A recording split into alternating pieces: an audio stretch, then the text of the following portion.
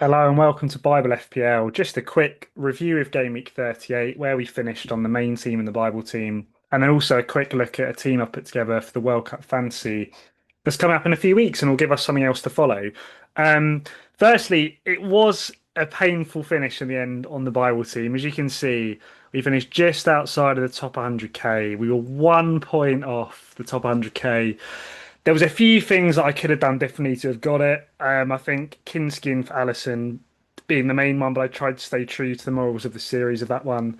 Um, I mean, there was all sorts that could have done it. Like if Bruno Guimaraes didn't get booked before he was hooked, that would have been a point. It is what it is, right? Like we just finished outside. If Bruno's assist wasn't awarded, that was a bit dodgy, would have got it. There's all those sorts of things you could look at, but ultimately it was a great season, and we're essentially 100k, which is a very solid finish. And actually, out of 13,107,000 players, like we finished what in the top whatever bracket, sort of within the top of 30 million, or however you even word that. So yeah, I'm pleased. I'm pleased with the finish, albeit a bit disappointing we can get the top 100k. But yeah, I definitely have learned some stuff from this season. I'm going to share that as part of this video. I think the title's called something like "Why I'm Playing Like a Set and Forget" sort of team for next season. And it's kind of partly down to the likes of this final sort of day outcome where it was just on a knife edge if I could get the top 100k, and it's down to like little decisions, little transfer moves, like do I do this, do I do this, do I start him, do I start him, and ultimately like if you do the wrong thing, it just leaves you frustrated. The main team finished top 500k in the end, and I made a few more chances on this one. I took some hits. I brought in Porro, I brought in Anthony, I brought in Salah as captain. Most of the transfers went okay with the Porro and the Salah, Bowen as well. So it probably paid off the hits on this one, but like I was kind of a bit done at this point of the season with this team. Didn't have loads to play for. This was the one that kind of I was really hoping to get the top 100k. So yeah, in terms of what I've learned and in terms of kind of what I was saying in relation to like making a set and forget team for next season, I think what I've realised is I've definitely tried to play a more measured game this season. I've tried to reduce taking hits overall, and I found that less stressful. I've tried to limit benching headaches. I found that's reduced stress as well. I'd say I have enjoyed FPL more this season than I've found it frustrating. I think the season before, I genuinely found it more frustrating than joy sort of inducing, because of the amount of like transfers and hits I was taking and bench pain. And but I guess I was leaving myself open to getting punished essentially. And this is where the whole set and forget sort of team idea comes in, because as much as in theory making transfers are fun and it's something we like doing, and occasionally you get that buzz of making a transfer that goes really well or bringing a differential player that goes really well, I feel like they are the main source of the pain I feel in FPL, where you've basically made a transfer, you've taken someone out that's done well, and you've brought someone on in that's done badly.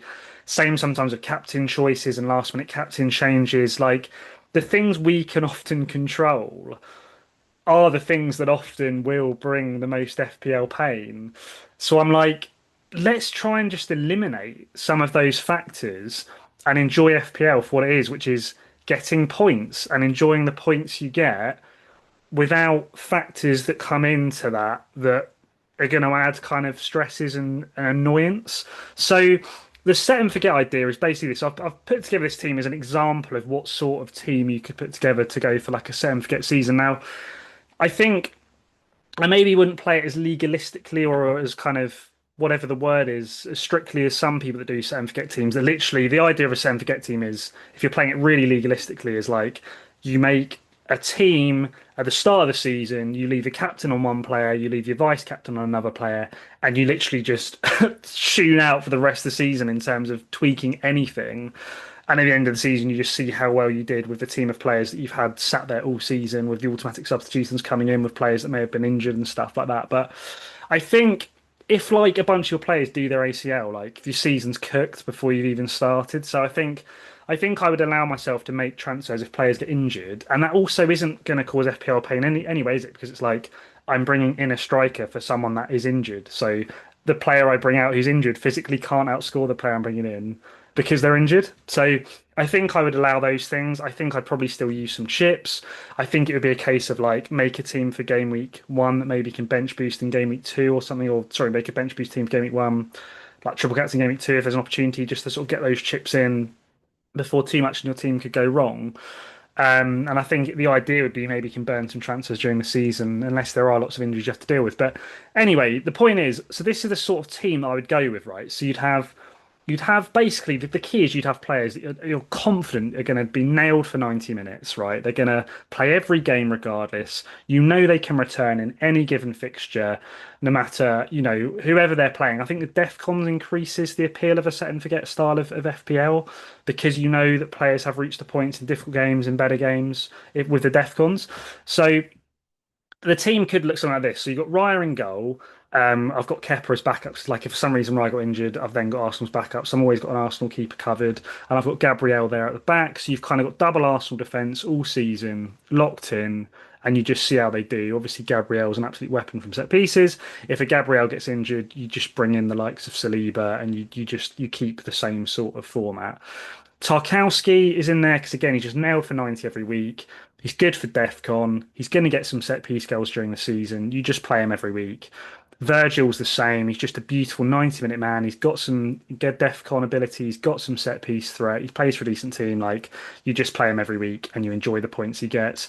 And similar with Gay, like you could even I haven't quite worked out the formation, but it's probably something like a four at the back of this team. I think I played Gay as my fourth defender again. Nailed for City, decent for DEFCON. He's actually got a bit of goal threat.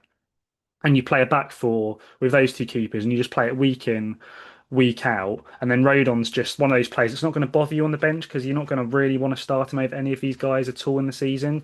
You accept if he's like home to a Burnley or an easier team. It's just is what it is. Like he lives on your bench and he gets points at times, but it's like you never really wanted to start him all season anyway. He's not a player like that's in your team that you're going to be annoyed if he scores like or does well. Like it's these four. You're like these are the players I'm backing for the season, so I'm just going to play him week in week out. So Rodon goes on the bench in the midfield, so like a Rodgers for Villa, like we just know he's 90 minutes every game. He's got goals in the locker, he's got assists in the locker, like he's gonna tick over during the season. If you look at the overall points coming into last season, like people wouldn't have even have said that Rodgers had the best of seasons, I don't think, and yet he's still right up there in terms of midfielders' points. So he could well do better next season with points. I think Rodgers is just a lovely one to just have in there. Bruno's just essential based on the season he's had, and you just leave him in there all season. And you probably just have your vice captain permanently on him all season, or even captaincy, depending on sort of how Haaland's looking over the summer. Um, I think the likes of Soboslai has been really good for Liverpool all season. So you could just play him every single week, and he's good for DEFCON. And then you could play an Elliot Anderson every week, and he's been getting a few assists lately. So it's again like you just play him every week, get some assists for you, gets DEFCON for you. You enjoy the points you get. The likes of a Garner could be like your first bench options. If you ever need to call upon him, he's just a nice player that can come in that you know is going to get you some DEFCON every so often. But he also accepts like if he ever gets a big return, so be it. Like he's not a player I want in my starting 11 every week anyway. And then up front, you play the likes of a Haaland and Thiago again, nailed for minutes, talisman on penalties, and you maybe just perma captain Haaland every single game, and you perma vice captain Bruno because you know that Haaland's ceiling on a given game week, like when he comes to that home to Burnley fixture or something, like you kind of need to have him covered for captaincy in that. Bruno often doesn't monster haul, does sometimes, granted. But I'm like, again, if you want to save yourself stress of like having to choose between captains each week and vice captains each week, it's like I think you probably have to go with the Haaland and then you vice the Bruno. And it's like if ever Haaland doesn't play, you're really happy if Bruno is a vice captain. And then you just leave it at that. And then Mane's obviously like your kind of third bencher that's probably going to get you some minutes every so often, but you're never probably going to need to call upon him. And that's kind of what you do. You go into the season with that team and you go, look, I'm happy with this team. I like the players I've got. I'm happy with their minutes, and I'm just going to enjoy the points they get at the weekend, whatever they get. I'm not going to get annoyed by captaincy changes because I'm not changing my captain. I'm not going to get annoyed by transfer decisions because I'm not going to make any transfers unless the player's injured. And you just enjoy FPL for the points that your team gets. And at the end of the season, we'll see how I get on. I think that's the current plan.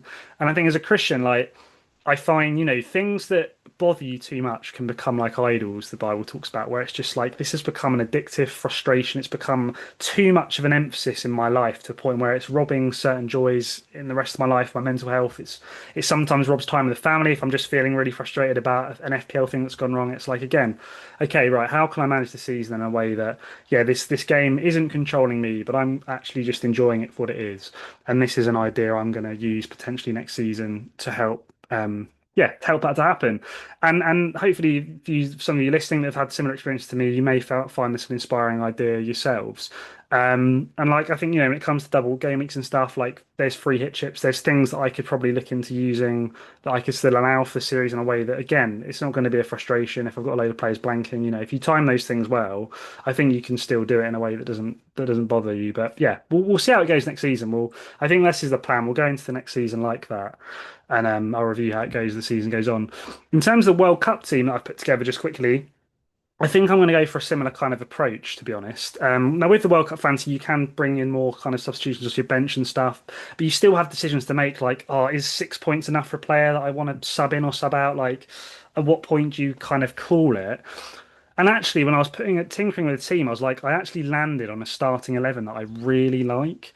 And it means I have to just have fodder basically throughout the bench, which again just limits the sense of do I bring a player on or out? I just think I'm probably just going to play my 11 and see how they do and not worry too much about do I need to bring someone in for someone else or do I risk sacrificing their points to try and get more points? Like, I just eliminate that dilemma. And then, yeah, maybe I just decide on a captain that I'm happy with and I stick with it each match day type thing. We'll see how that goes because you can change the captains on match days and things. And, I think it's one of those with this one, you obviously have multiple second chances. I think I might decide on a score I'm happy to stick at if a player gets to it, and then I'll stick like 8 points or 9 points or something. So I'll review that. But the team would basically be so Spain have delicious fixtures. But the first two games they have the highest clean sheet odds over the first two games. So I'm like, let's just get double Spain defence. You've got Simon and Cucurella.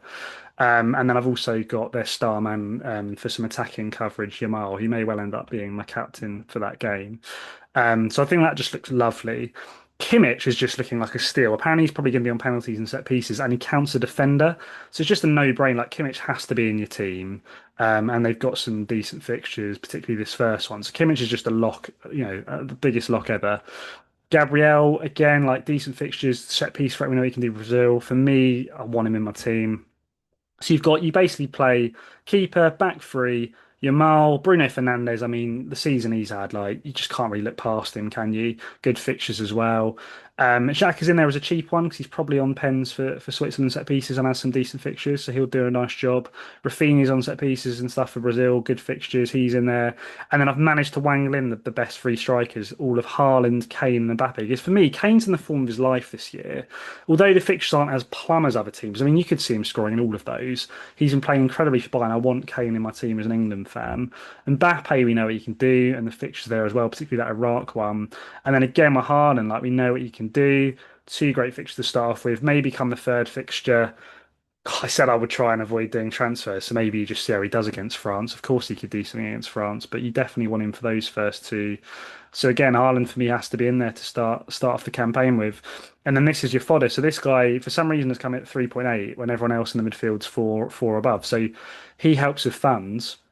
As you can see, I've currently got zero point 0.1 in the bank. Sufal could be a steal as like a kind of first bench option if I need him.